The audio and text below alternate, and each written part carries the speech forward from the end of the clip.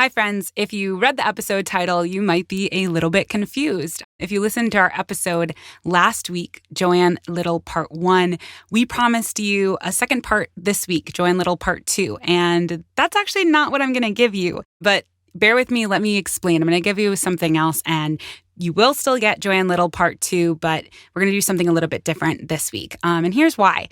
Last week, when we were kind of working on getting everything together and finalized for the episode that was supposed to come out, it was a wild week. There was a lot going on, just like different personal things. Some of you might know that I also have a wedding photography business. That is my full-time job right now. And where we are right now, we have the holiday coming up this weekend right before this episode airs. And so all of that sort of culminated in me not really wanting to rush the second part. I want for you to really be able to get the full quality of the second part of Joanne Little's story. It's such a powerful story and it deserves that. So I'm going to have you wait just one more week for that. But also, last week, I found myself in a courtroom, like the ones that I'm so often talking about on this show. And this time, I was in the role of crime victim, not storyteller. And if you listen to the trailer or the teaser for True Crime, then you've heard, or even if you just follow me on social media, then you might have known that I was the victim of a financial crime last year. And I want to tell you that story today because it's one that, sort of came to its natural end last week. And it's really been at the forefront of my mind. And I want to walk you through it. All of the pieces from me being on the phone in tears with the FBI to sort of like the painful healing process and all the things that kind of led up to that. So I'm Celicia Stanton, and you're listening to True Crime.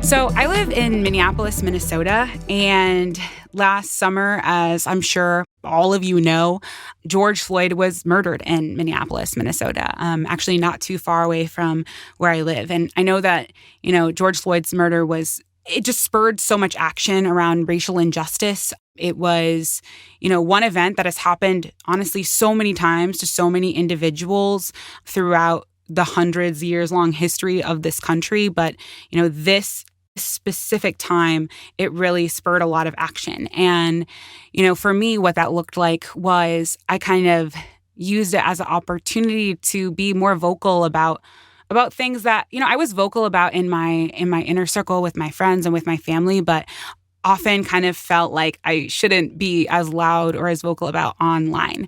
Like I was saying earlier, I have a photography business, and one of the big pieces of business advice I remember learning over and over again was don't mix business and politics. And, as a Black woman, it's so interesting to hear that because it's like so many things about my life, about my family's lives, they're not like political. They're literally just like day-to-day things, but they're coded as political. So a lot of that advice to not mix business and politics for me has always been advice to don't be your full authentic self when it comes to making money. And at the end of the day, that was advice that I sort of followed. I mean, I wouldn't say that I was hiding and not being honest about my views about racial justice, but I certainly wasn't as vocal about it as I am now on social media. So, after George Floyd was murdered and a lot of folks started having these conversations, and it was in my own community, and I was kind of seeing the ways in which my own community was reacting to such a traumatic event, it sort of allowed me the opportunity to talk more openly. Or maybe I just was I don't care, whatever the consequences are, what the consequences are. And so I started, using Instagram as a platform for talking about these things more publicly with people. So I started posting on my Instagram just different thoughts and ideas, things that bothered me about that I would notice that white folks would do, that honestly I felt were kind of racist, but maybe it was unintentional. I posted about learnings that I had about history. I posted about my experience as a Black person who's also a Latina person, lots of different things. And I really felt like at this point, I was like really coming into my own. I'm somebody who, not just occupies some of these identities that are historically oppressed, but also somebody who just is naturally really inquisitive. I did high school debate. I coach high school debate. I've coached high school debate for a number of years. I love research and reading and thinking critically. And I felt like I was that person in so many aspects of my life. And then just like when it came to this sort of public persona that I had online, that didn't match up because I didn't think I could match up that way. And so now when I started talking more publicly about these things, it was like this connection, right, between who I really am and who I am to the people that know me in real life and like this more public facing version of who I am. And so in the summer, I really was feeling like I'm hitting my stride. I'm really finding what I'm supposed to be doing. And, getting some attention online with my social media, that was helpful for my photography business, which I had been building for a number of years at this point. More folks who looked like me were coming to me, more folks who felt excluded from the very rigid traditional wedding system were coming to me and working with me. And so it was like a really, really hard time, I think, for just anybody who is a Black person in this country. It was, and just for anyone considering it was 2020 and a pandemic, it was also just like, for me, additionally, a really powerful time of feeling in line with who I am. And feeling like I was on the right path and doing the right things in my career that aligned with my personal life. And so I was kind of at this point where I was like, I'm really ready to start planning for the future. I want to, I live in an apartment. I want to have a house one day. I want to be able to save for different things. I want to retire. I mean, isn't it kind of wild that, if you live in the United States, this is a country where you literally have to put your money in some sort of magical account like you might not understand. And then that somehow is going to grow money. And then, hopefully if you grow enough money, you're going to be able to like stop working when you're 70 years old. It's a very wild system to me. It's very confusing, but I wanted to do that. I wanted to be someone who could eventually stop working. And I, like a lot of Black folks, like a lot of people, I just didn't come from a family where all of these options were open to me financially, where there was just tons of generational knowledge about what you do with your finances, about how to invest and all of these different things. I mean, my mom was the first in her family to attend college. And so for me, I mean, that was like a benefit that I had someone in my family who had been through that process, but I really wasn't super far removed from a very different experience.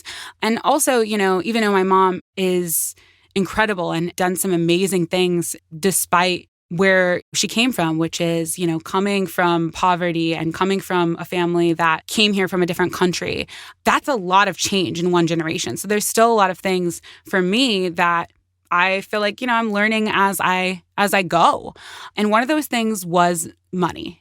Money is scary because it's one of those things where it's like you make a wrong move and that can cost you really, really big. And like I was saying before, it's super complex. So I was like, I don't trust myself. I do not trust myself to be able to put this into the right accounts and to be the most strategic. And so I really would love to work with a financial advisor or, somebody who knows what they're talking about. And after a little bit of research, it became clear to me that financial advisors are for rich people. Like many financial advisors will not work with you unless you have quite a lot more money than I have. So I was starting to feel like, okay, I don't know if working with financial advisors is super realistic.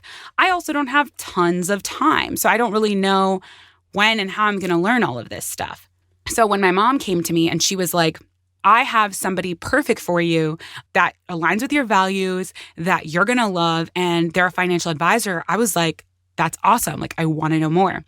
So my mom had seen this person give a talk. And actually, this talk was specifically, talking about how Black Americans have had a lot of trouble accessing financial information and how he, as a Black person, really understood that intimately.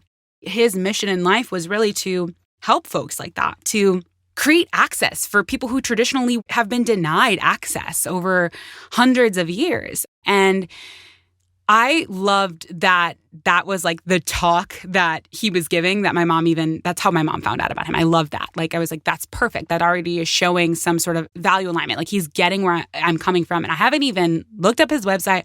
I don't need to know anything about him at this point. But, she also said he was just a super charismatic person. he was there with his kids and he was so good with them. And she just gave me his contact information and encouraged that I reach out to him. So I looked him up. I saw he had some good reviews from folks who had very normal, ordinary jobs, like people who were teachers and helpers and had families and just normal people, not uber rich people. And that made me feel comfortable. I was like, okay, great. He has experience with working with people like me. So I sent him an email and I was super pumped to hear back from him. And, he was like, let's get on a Zoom and let's connect. And I can tell you about my process and what I do. And so we get on our Zoom meeting. And he is just super nice right away. Very, very, very, very kind person, really approachable, asking me personal questions about my life, telling me about his life. And, he just kind of talked about what he does, which is help folks who are just like me, who are confused about a lot of financial things, but have big goals and want to be able to do the right things and want to be able to secure a future, not just for themselves, but, for their family, for their kids, things like that. So what he offered, which was really exciting to me, was not just the opportunity to have him invest my funds in different accounts that, would do that magical money growing thing. But also he said that a part of his process and his program was teaching me about these things, would be to do biweekly calls where we would go through all of these different topics. I could ask any questions I had. He would go through his curriculum from things that are very broad and vision boarding to very specific things like planning wills and insurance. And I was like, this is amazing. It's basically I'm paying him for a course on these things and he's going to invest my money. So perfect. And then additionally, the cost to work with him was super reasonable. So I was like, sign me up. I'm pumped. So I paid him his flat fee. And then from there, we started working together. And I remember in our very first conversation, I said, I have this money I would like to invest and I want to put it somewhere, maybe not super long-term, but I want to start saving for something. I don't know, retirement, maybe to buy a house. I don't know. I want to put it somewhere where it's not just sitting in my bank account. And he was like, that's amazing. I would love to help you with that. So then he told me there is an Apple stock split that's going to happen soon, okay? And it would be great if you could invest your money before the Apple stock split. And if you're like, I don't know what an Apple stock split is, I didn't know what an Apple stock split was. I just told you, I did not understand nitty-gritty of finances, okay? But it sounded good. Apple's cool. I have Apple everything. And so I was just like, all right, he says I need to get my money in before the Apple stock split, so I should probably do that. And he was like, if you can get this money to me before then, your money's going to get this bump because of this stock split, and that'll be awesome. So I was actually going on a camping trip. So I tried to send him the money. I was like, okay, yeah, let's do it. He said I should wire him the money. And I actually remember I sent him an email because I was like, how do I send this much money? I had never sent anyone this amount of money before. And so he was like, the easiest way is to wire it because that goes through the Fed and, so it's secure. And, when he said wiring money, the only familiarity I had with that was from those scams that you hear about, people wiring money and then you never hear from them again. So that's kind of a little bit weird to me as well. But I had vetted this guy. It wasn't just a situation where I went in and I was like, all right, whatever he tells me, I'm going to believe. I'm also, like I said, I'm a critical thinker. I'm going to look things up. I'm going to try to understand it myself before I make decisions. So not only was this somebody who was recommended by my mom, but this was someone who is really well respected in the community. We had a lot of mutual connections.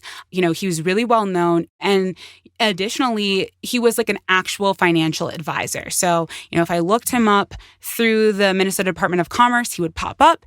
And this is my favorite part. He was a fiduciary, which if you don't know what a fiduciary is, essentially it's a special designation that you can get as a financial advisor. Not all financial advisors are fiduciaries, but some are. And this designation basically says that you are always going to put the interests of your client ahead of your own personal interests for financial gain. And so, in order to become a fiduciary, he had told me, he had to take different classes and basically commit to this because it does come with extra legal and, moral, but extra legal obligations, right? You can be penalized if you violate that agreement to do what's best for the client at all times. So I tried to wire the money, but the thing was my bank was like, you don't wire money. I've never seen you wire money before. And so I reached out to him and I was like, hey, like I tried to send you this money, but it got returned to me on suspicion of fraud. And he responded and he was like, I've had that happen with a lot of different clients of mine before.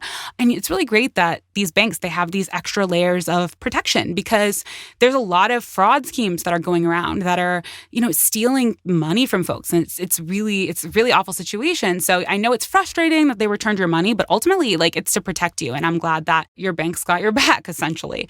And so because I was going on a camping trip, I had to wait and I had to send him the money after the Apple stock split. And so I was like, really at this point, I was like, I feel like I'm behind. Like this was my big opportunity to maybe make some extra money and now I'm not going to. But I was already kind of feeling like, I wasn't able to do it in time. So I was pretty urgently on top of it once I came back from the camping trip and I sent him the money right away. And so then after that, we started meeting biweekly to do this, financial learning that was promised to me. So like I said, the first thing he started off with was homework, make a vision board, and we're going to go through it on the call. So I put together this PowerPoint presentation with all of these different pictures of goals that I had and things I wanted to achieve. And, I also looped in my partner because he was like, I won't even charge you extra if you loop in your partner on this. And, you both I can teach both of you together. So we go to the meeting together and we show him the vision board and he starts giving, feedback. He's like, these are amazing goals. And he was like giving motivational feedback of like changing like the tenses that I had written things in instead of like, oh, this is something that I hope to have one day, something I will have one day, right? He was talking about how the way you phrase things can really change whether or not these come into fruition. And you might not be like a hippie woo-woo person or like somebody who's into all of that. But for me, I was kind of like, oh, that's cool. Like he has this very like logical mind on one hand that understands finances and stocks and stuff. And then on the other hand, he really gets this sort of more like broad, goal-oriented stuff too. And I really liked that balance. And we had a few meetings like that. Oh, and I should mention, I guess, one of the things after I had signed the contract and sent him the money and everything like that, he had set me up with this system where I would be able to see like where my money was invested, the growth that it was having and all of that. And then that way, as he's helping me with sort of like my bigger goals of retirement and buying a house and all of that, he could help me with some of these more small goals that I have and being able to see, okay, what's going on in these different accounts and helping me create budgets and things like that. So I could connect all of my different bank accounts to them. And so he was like, hey, I was looking through your right capital and I noticed, based on our conversation that you had some extra funds that you might be able to invest into this account that we had invested your original money in. And, I think you should think about investing more money. And I was like, oh, wow, this is awesome. Like he's so on top of things. Now he's asking me to invest more. And that way I'm not missing out because it's like every month, every day your money is in there. It's helping it accrue interest. So I was like, this is something I might have put off for literally years. And now he's going to help me remind me, okay, I should invest more because I have some excess money right now. So I was like, okay, that sounds good. Like as exciting as that was, I was also a little bit worried because it was fall of 2020. And again, it's 2020. So it's like a very tumultuous time, especially in the wedding industry, the events industry. Events weren't really happening.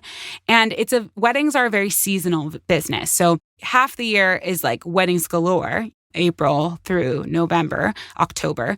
And then the other half of the year, it's a cold tundra. So no one wants to have a wedding. And so your income really fluctuates depending on the part of the year that you're in. And so for me, with this being kind of the middle of fall, I was like, I'm about to go into winter and I don't want to be in a situation where I've put everything excess I have into some account that I can't easily access.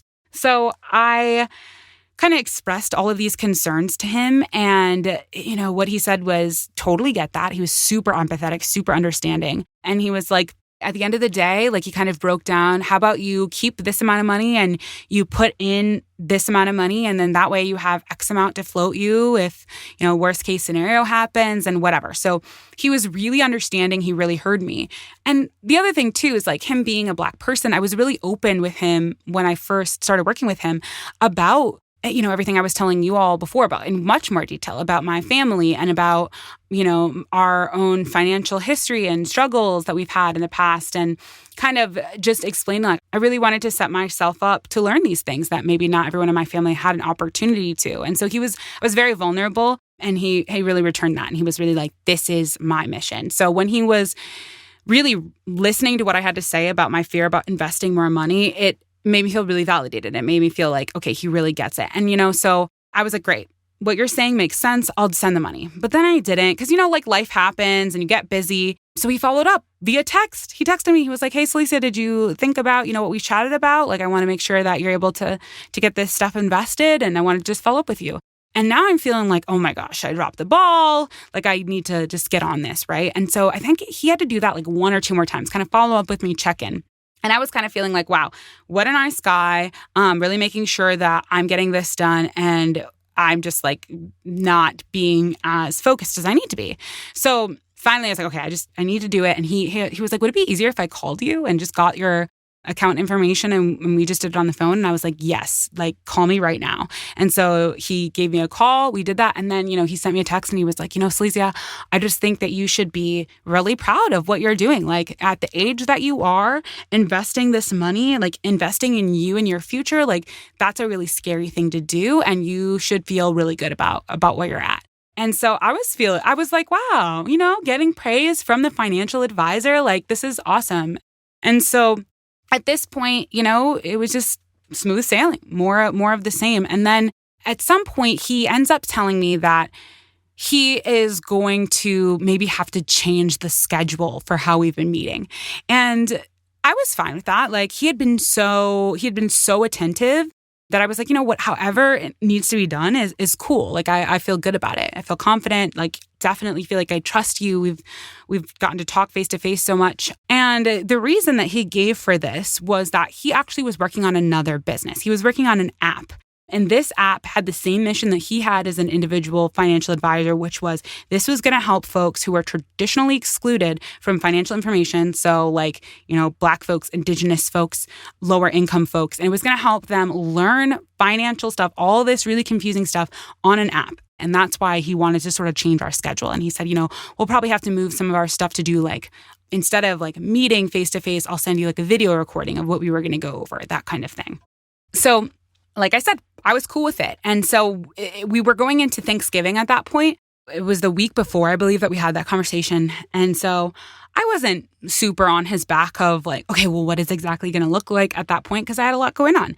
And I assumed he did as well. So we had Thanksgiving and then like another week passes and then I didn't hear anything. And then like the next week I was like, oh, I haven't heard from this dude. Let me follow up with him. So I emailed him and I was just like, hey, just wanted to check in. I know you're really busy, but wanted to see like, how are we going to move forward? And then a couple days pass and I don't hear anything. And then I still don't know like where this came from.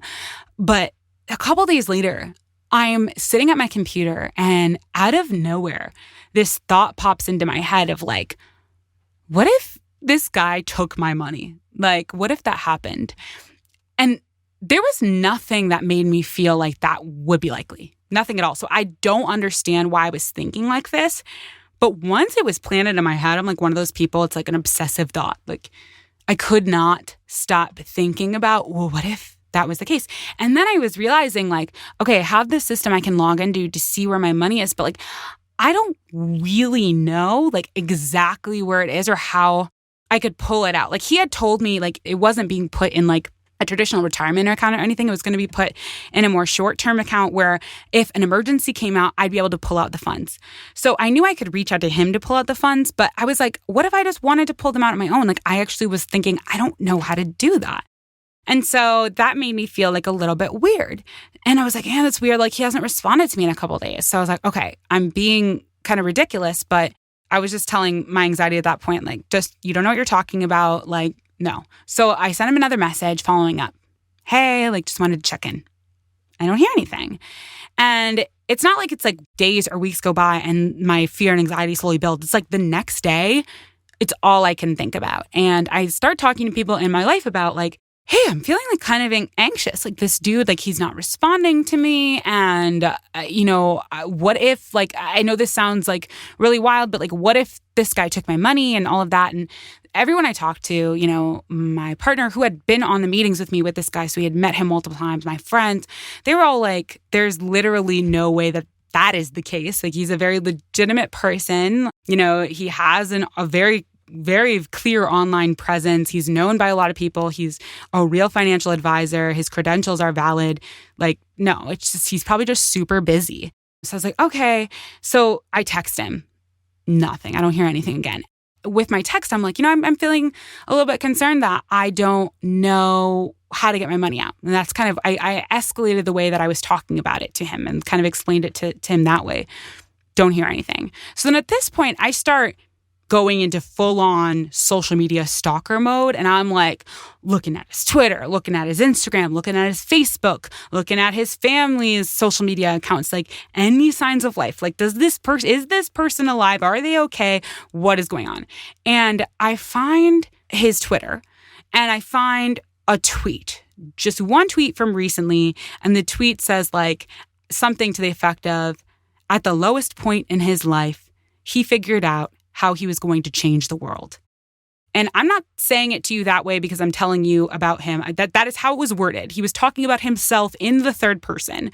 And I was like, oh, that's weird. It was posted at like 1 or 2 in the morning. I was like, I don't know why it's the lowest point in his life. I'm thinking at this point, like, wow, okay, so clearly he's going through something mental health related, and that's probably why he's gone completely AWOL. But I was like, that is super strange and just a weird thing to say. And so then I can't stop talking about it with everybody. I know everyone who's close to me.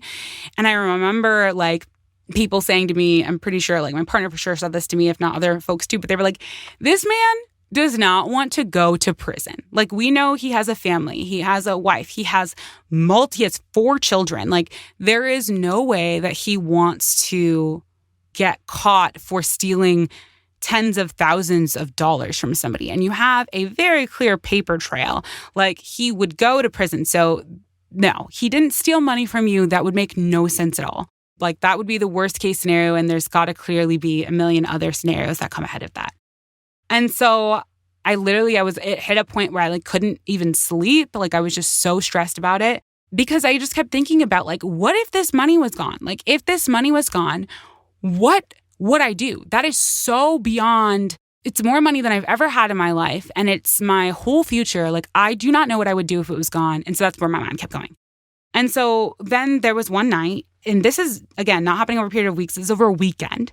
And so I think it was like right after the weekend on Monday or so, I couldn't sleep. I stayed up literally all night just Googling all around. And through all of my Googling, I ended up like convincing myself that I was like, no, like, I think he stole my money. There's just too many things about what he's done and our interactions that now feel weird to me. Like, I just think this is what's happened. And so that morning, when like the rest of the world woke up, I had made the decision to start calling places, like, I don't know, the Minnesota Department of Commerce and stuff, and see what I could figure out. And right before I'm going to do that, I get a text message from the financial advisor. It's the first time he's responded to me since, our last conversation. And he says something to the effect of, I regret to inform you that I have turned myself into the FBI, and please send any questions you have to my email address. My lawyers have advised me to not speak on this anymore at this time. And that's like one of those text messages where it's like, you read that and you're like, it takes you a minute to fully comprehend it, because it's like, even though I had suspected that something was wrong, it's like, okay, now this is the confirmation from the person, and what he was saying to me made no sense. Like, email him if I have any questions. I'm like, why would I email you if I have any questions? At this point, if you've turned yourself into the FBI, you have done something really awful, because I had asked him multiple times at this point for access to my money, and that was not provided in his answer. So I'm feeling like at this point, the money is gone, right? Like, this is the reason you've turned yourself into the FBI. So I call the Minnesota Department of Commerce, and it's never a good sign when you like explain in 15 seconds, sort of like a very, very abbreviated version of your situation, and the person on the other end of the line is like, oh, are you talking about XYZ person? And she asked me about like this exact person I'm working with. And I was like, okay, so clearly this is not the first person she's talked to today or recently about this man. The only reason I'm not sharing his name is, he has a family, and, if you really want to find him, I'm sure you can find stuff from the media online, but I'm just personally not going to share it on this episode. So she says, are you talking about this person? And I was like, yes, that is who I'm talking about. And she's like, okay, great. I'm going to transfer you to somebody who works in our fraud division, and they're going to talk to you more. And I didn't know it at the time, but this person was actually like an FBI agent. And I call them, leave a message, they didn't pick up.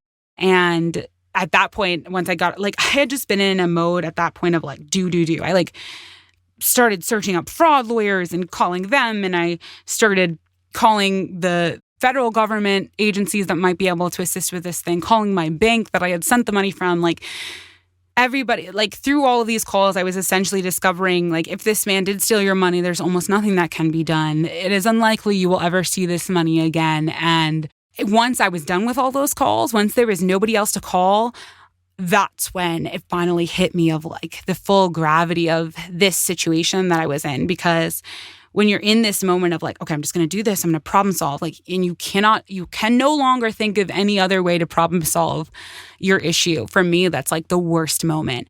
And so, I was just kind of hitting me oh my God, this worst fear really just came true. I don't even know why. Why? I have no real understanding of what he did with the money, why he would do this. Did he do this to other people? None of that. So I ended up getting a call back not very long later from the FBI agent. And, this FBI agent was really nice. It's one of those things where it was hard for me because as somebody who is really committed to racial justice and knows about how policing and about how the FBI in particular, the history that, these systems have in this country of destroying Black communities, of infiltrating civil rights groups, it's really upsetting. And so to now have to be talking to this FBI agent, it was kind of sad. I mean, and again, it's literally nothing against this individual person. And this individual person I talked to was very kind and very understanding. But it was just now I'm being forced to interact with this system I really have no interest in interacting with. And, who does? Who wants to be on a call with an FBI agent talking about how they don't know where tens of thousands of dollars are, their whole life savings is? And so, I explained to her, she basically was look, we're doing an investigation on this person. And it's looking like it's possible that this person is doing this to a lot of people. And can you just tell me everything about what happened? She asked me to tell her everything about what happened in my situation. And so I basically ran her through everything that I ran you all through in more detail. And I'm at one point towards the end of the call, she's and this might be hard to answer, but I have to ask, if it's true that this money was stolen and you can't get it back, what does that mean for you? What does that mean for your life? And this was the point where I'm just I had just been reciting all these facts of this happened and then this happened and then this happened. And now I'm being forced to think about what is the real impact of this? How is this going to irreparably change my plans for the future, who I am? And so now I'm crying on the phone with the FBI agent. And I'm how is this what I'm doing right now at 11 in the morning, on a Tuesday? I just don't understand how this is the position I found myself in. It was surreal. So I don't know. I think I can't even really remember. I sort of blacked it out. I talked about being a small business owner and it being a pandemic and just how awful it felt. And I got off that call and there was nothing they could do. It was just okay, and now wait, and you'll see what happens. I was given no clear information. It wasn't they were this is what happened to your money, or this is specifically what the investigation has uncovered, because she told me, I can't tell you anything about the investigation. I really can tell you very, very little. And that was just her following the rules she had to follow. But, really made me reflect more broadly on okay, and I've talked about this on episodes, I get it. On some level, it's you don't want to tip off the wrong person. But on the other level, it's I'm a victim and I didn't steal my own money. I would really like to know what's going on because I feel very confused and upset. And this is a traumatizing situation. And the lack of information is making it more traumatizing. And so for me, this was sort of the first sign of this system, this criminal legal system is just not meant for victims. It's not meant for victims to feel fulfilled and whole or anything like that. And so I basically at that point there was nothing I could do except literally wait and like, I don't know, do a lot more social media stalking and try to put together a story for myself. Literally, I had no other information until finally, like about a month later, maybe I end up getting more information that the US government is going to pursue charges against my financial advisor. And that just means he's going to be in federal court rather than state court because he had committed a federal crime. And so no idea if there are other victims, no idea about if I would ever see any of this money again, just knowing that like, okay, some vague charges. Don't even know what the charges are. Just know that they're going to pursue some kind of charge against him. And that was really difficult. And so I spent a lot of time just listening to podcasts and just doing puzzles, like lots of puzzles of cats. Like every kind of cat puzzle that you could get your hands on, I wanted my hands on, and I wanted to do that puzzle. And in all of that time, I listened to many, many episodes of true crime podcasts. And, you know, a lot of people are interested in true crime. A lot of women especially are interested in true crime. And, you know, I'm no exception. But then at the same time, I would listen to these true crime podcasts and I'd be like, there's a lot missing here. And I was feeling like that based off of my own politics, my own beliefs about the world, not even just my experience as now a crime victim, but also just as an individual. I was like, these stories are not focused on people who are typically victims of crimes. These stories are not told in a way which actually dissects the way that race plays into these things, how sexuality plays into these things, how systems create these situations, how nobody just commits a crime just because they feel like it, but often because of either like conditioning or a broken system. And none of that was getting talked about. And also just now, from that perspective of now being a crime victim and being really frustrated with the process and feeling like the government was doing so little to help me in my healing and in the information I wanted to know, and feeling like it was just really frustrating to hear so much true crime where these folks were just glorified, like, oh, you know, and then they catch the bad guy and they save the day and it's amazing. I'm like, that's literally not how it is. And at the same time, I was experiencing the biggest test to my political views that I had experienced yet in my life.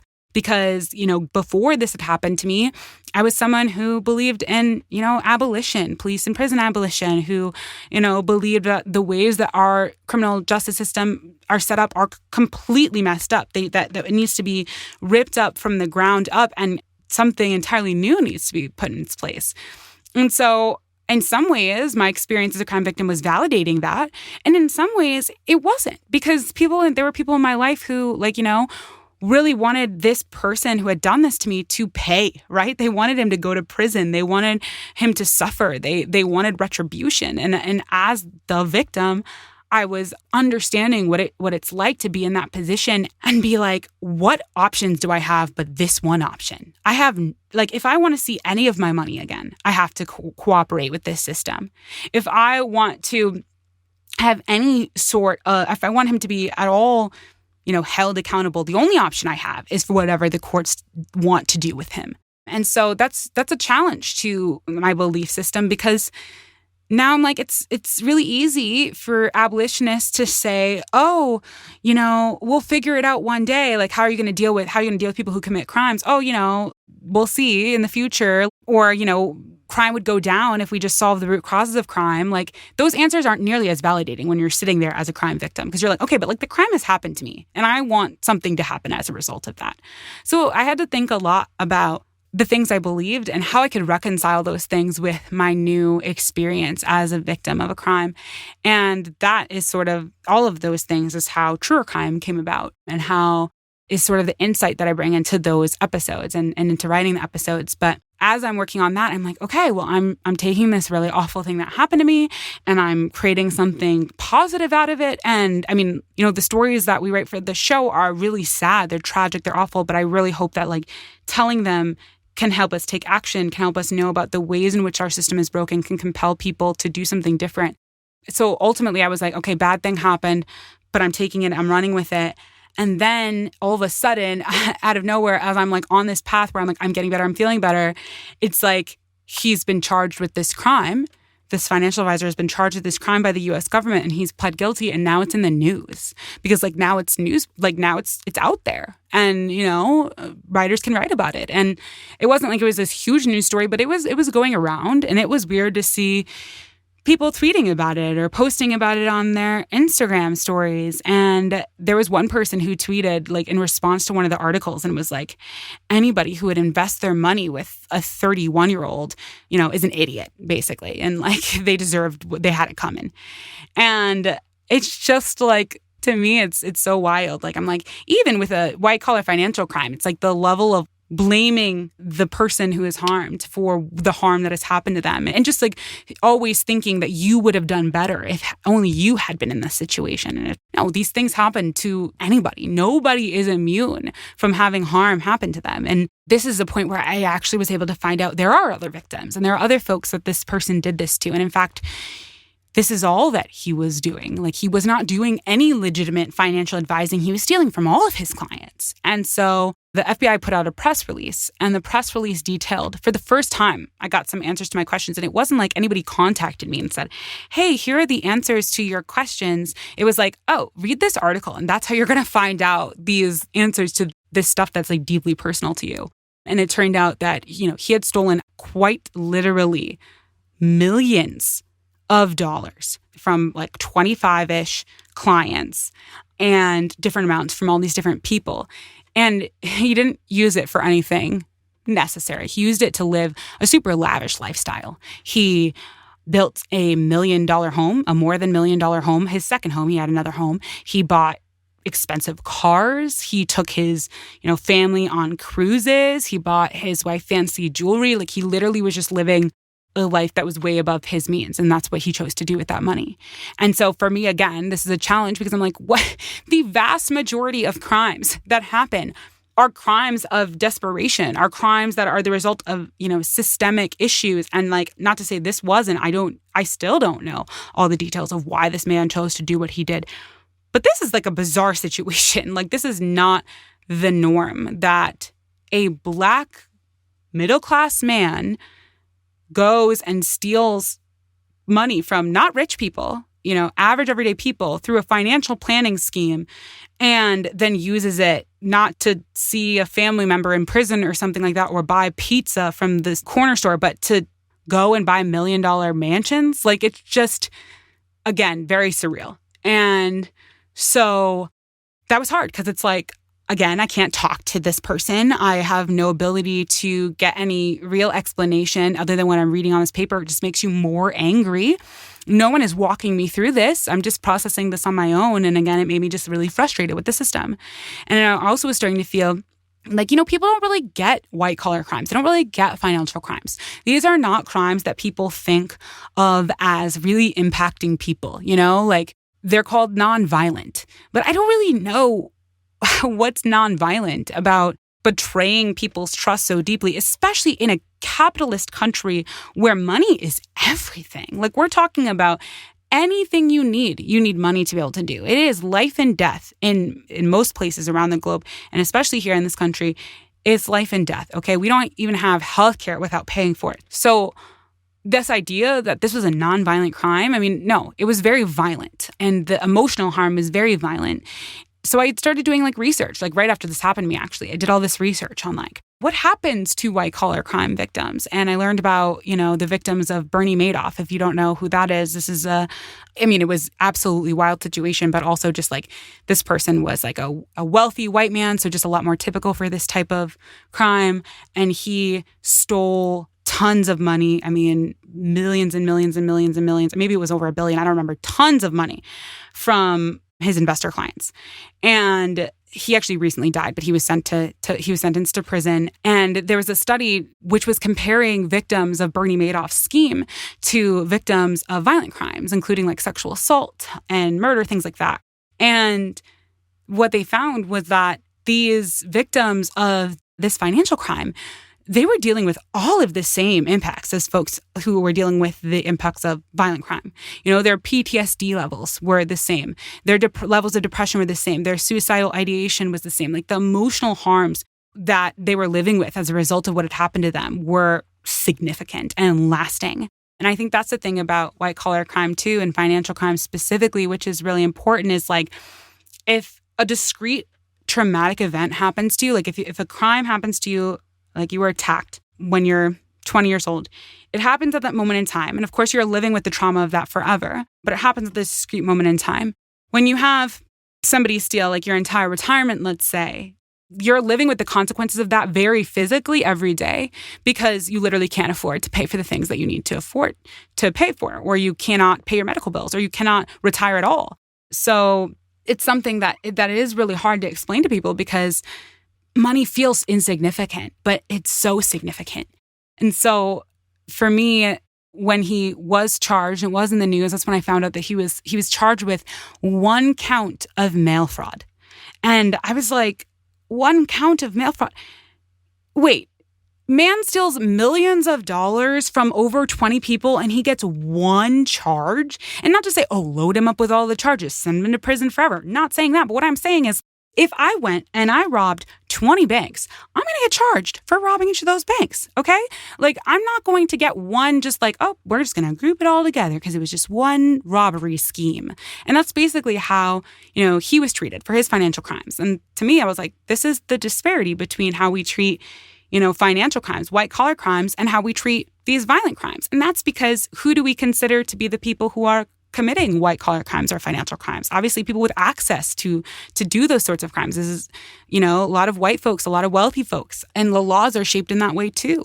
So that a lot of times, people who are committing those crimes, like, let's say you're embezzling, you may never get caught for it at all.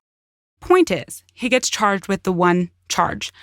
And he pleads guilty to it. And, he's claiming that he is really sorry and he wants to make amends. He wants to make it up to the people he harmed. And that's why he's going to cooperate and plead guilty. And again, I have no idea if that's genuine. I don't know if it was. I mean, I kind of doubt it, but I had no idea if that was genuine because there was no restoration process. There was no option for a restoration process. It was like, you can come to these virtual hearings if you want. Your presence is not required. These are like the automatic emails I would get from the government. Your presence is not required. Show up if you want to. We're taking it from here. That's basically how it is. And, that's how I felt throughout the whole process. I just felt like I'm not a part of this. This is not about me. This is not about any of the victims. This is about serving justice for the government. And justice for the government is punishing him. And I didn't care about punishing him as much as I cared about getting my money back. And when it came to that, I was basically told, like, we'll try to do whatever we can, but like no promises and kind of unlikely. And in fact, for most people who are the victims of financial crimes, especially, like investment crimes like this, you don't see barely any of that money ever again because it's not like the government pays it back to you. It's like that person has to pay it back to you through restitution, which means that they're going to be required to pay you money until they pay it off. But if that person doesn't have money, then they really can't, or they're going to have to do it so slowly that it's like you're never going to see it. And that's the thing too. The ironic thing is like we put all of the victims, we all put our money into these accounts trying to grow it. And now we're losing all of this valuable time where this money should be accumulating interest and it's not because, this is how the system works and it's not prioritized on helping to make sure that we get what we need. It's prioritized on hurting this person.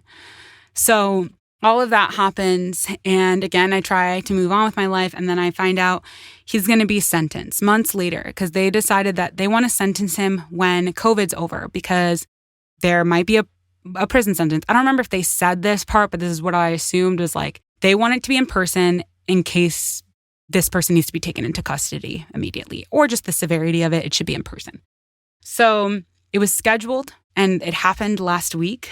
And I didn't know what to expect going into it. But when I went, for the very first time, I got to see other victims, like in the flesh. And what stuck out to me was, all of the victims that were there. I don't know about every person because some people were there virtually, but everyone that was physically there was either a Black person, another person of color, or a woman. There weren't any white men that were victimized. And it was overwhelmingly, disproportionately Black. And it made sense. This is how he got us to invest money with him, is he had positioned himself as somebody who's going to help folks who didn't have access. And as a part of the sentencing process, you get to give a victim impact statement if you want. And victim impact statements came as a result of the victims' rights movement. Believe it or not, for as little as I got throughout this process of justice, it was worse. There were times when it was worse. And victims had to really fight to be heard, to be cared about in the system, and they're still not. And one of the things that came out of that victims' rights movement was this idea of a victim impact statement, that victims could give statements about how the crime that occurred impacted them and what they would like to see happen as a result of that. So basically, sort of try to influence the judge on the sentence or the punishment. But the thing is in my research about victim impact statements, what I learned, unsurprisingly, is that if you're a Black person giving a victim impact statement, the jury, on balance, finds you less believable. They find a victim impact statement from a white person to be more heart-wrenching, to be more emotional, to be more decision-swaying. And they also found that victim impact statements given against Black defendants were more likely to result in a harsher sentence than they were when they're given against white defendants. And so all of this to say that this victims' rights movement created different policies that operate exactly as they're supposed to in our justice system, which is to criminalize the folks that it disproportionately criminalizes: Black folks, Indigenous folks, low-income folks. And so that was difficult for me because it's the victim impact statement would have been my one opportunity to have my voice heard for the first time for this justice system, for me to feel validated and listened to and heard. And also, I don't want to participate in a system that is that unjust. I decided I would rather focus and funnel all of that writing and just mental energy into writing episodes for this show. But I was really taken by, the victim impact statements that were given by other victims and people who lost a lot more than I did. I'm in my 20s. I have decades ahead of me to rebuild that money, to hopefully, make more than that, to invest in my future. And, he stole from people who don't have that time. There was one couple who were in their 70s, and he stole hundreds of thousands of dollars from them, their entire retirement. Other people who are small business owners like myself, other people who are, in middle age, so maybe they have a little bit of time, but not a long runway to try to earn that money back. For them to lose this money, it was devastating on a level that I can't even comprehend, because to be at a point in your life where you want to finally get to enjoy the fruits of all this decades of labor and not be able to because you trusted somebody who took advantage of you. That's a really, really awful, difficult thing. And to me, it's obviously I blame the person who did this, but it really made me feel why is this possible? All of us went to this person and invested our money with them because we didn't know how to navigate this very confusing and complex system, and because you need gobs and gobs of money to just live a happy and healthy life. Through my whole experience, I felt the people who took care of me and watched out and looked out for me were my community. People who I didn't even know, who learned about what happened to me online and reached out or sent me Venmos or, just offered kind words or encouragement or told me about their similar stories. That helped me. What didn't help me was a pamphlet that the FBI sent me in the mail with a page that was here are the ways to cope with the crime that's been committed against you. And it's a bullet point list of things like make a to-do list of all the tasks that you have to complete and see what you can cut out, or exercise and eat healthy. And it's okay, thank you, U.S. government. I am glad that my tax dollars are going to this pamphlet. This is not an actual resource. This is a list of suggestions and no structure to help me do any of that. And then on one of the pages, it says you can reach out to your victim advocate to see if there are any other programs in your area that might be able to help you. And it's that puts all of the onus on me as the victim to expend even more time and emotional energy to seek out these services, to hope that something is going to fit what I need, to apply to any of these things, to get to ready the necessary documentation, to, follow up when inevitably there's different, little issues that pop up. And that's a lot. That's a lot to ask of somebody who is experiencing the after effects of something traumatic. And so it's just frustrating to me to be this is the system that I was offered. This is what is supposed to take care of me. And what actually took care of me had nothing to do with the government and everything to do with the fact that I'm lucky enough to have good people around me supporting me. And so when the sentencing concluded, the judge sentenced him to 7 years in prison. And I believe that he will have to serve 85% of that time, which is about almost 6 years. And, his family was there, and his wife was very upset, obviously. And I was thinking a lot about like his children who are completely innocent and how they will now go through some really significant years of their life with their dad in prison. And they can't do anything about that. He did some really awful things, and he's going to have no opportunity to be a part of truly being there for the things that are important in his kid's life. And I think about how the ripple effects of that are going to play out far beyond just us as victims and, him and his family. But just like, his kids will grow up, they'll have their own kids, and the things that happen to people in their life, it ripples out for generations. And like the impacts of this man's decisions are huge. But like I was saying before, it's not just him, right? The system now is sentencing him to 7 years. And they're doing that, and they're saying, hopefully this can make you whole. And that's the language that they use. It's a lot of language like, it's really difficult to make victims whole after something like this, but we're going to try to do what we can. And I'm like, there is no making whole. There's no making whole. Like, that's not even, especially not with the solutions that they're attempting. Like, there's no way that's going to happen. And so now he is sentenced to pay restitution. He's going to have to pay until he pays it all back. But, when you're in prison, you're making such low wages that this restitution is laughable. It's honestly laughable.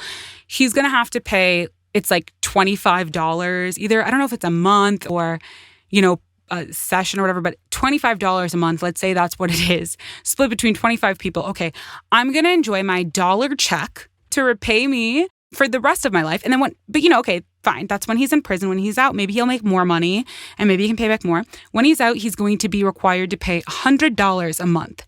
So I did the math on that, and I think I'm right. I think it's like $40-something a year that I can expect to get. I can't even move on from the event. Like, I can't even be like, I'm going to put this in my past and I'm going to move on to the next thing. It's like, for the rest of my life, I'm going to be getting these checks to remind me of this situation, these insulting amounts. And some of these people aren't even going to live long enough to make back even 20% of what they lost. Ultimately, I think it all becomes just this reminder of like, okay, the way this played out was the way it's supposed to play out. It was quick. This person, supposedly took accountability by pleading guilty, by not fighting back, by not running, and by agreeing to his sentence. Not that you have a choice, but he's cooperated. And now, he's going to prison. And that's a success. That's considered a success. And yet all of us are left, all of us who have been victimized, and then, his family as well. I'm wondering what healing have we gotten from this? We haven't gotten our money back. We haven't gotten any, real support. So what did this system do? Like, maybe it feels good for somebody in the moment to be like, oh, okay, well, he's gonna have to sit in prison. But like, we know that prison isn't a place that people go and they just reflect and it's just a great time. It's like, no, it's who knows how he's gonna come out. Most people come out of prison with trauma because prison is a violent place. It's a hard place to be, especially for 7 years of your life. And ultimately, that's it. That's the success, and that's the end. And that's how these true crime stories end so often. They did their job. They caught the bad guy. They locked him up. But for the rest of us, our lives are going to continue to go on, and we've got nothing. And that is kind of the perspective that I think about for all of these stories that we're telling on Truer Crime, is just, how can we go deeper? How, in what ways can we honor these stories by like talking about the real ways that these impact people's lives, not just the surface? So I wanted to share my story with you all so that you could hear a little bit about what I'm bringing to these stories and how my experience has shaped the way that I see these systems that we talk about every week. So like I said at the start of the episode, next week we'll be back again with, as scheduled, Joanne Little, part 2. And that story is so amazing. It's just incredible history. I feel like we should have all learned it in school. It is a real true crime story. And I'm really excited for you all to hear it and engage with it. And, if you want to continue to engage with us over at Truer Crime, you can follow us at Truer Crime Pod on Twitter, on Instagram, on Facebook, on TikTok. We don't have any videos, but maybe one day we will. And we hope to see you over there. See you next week.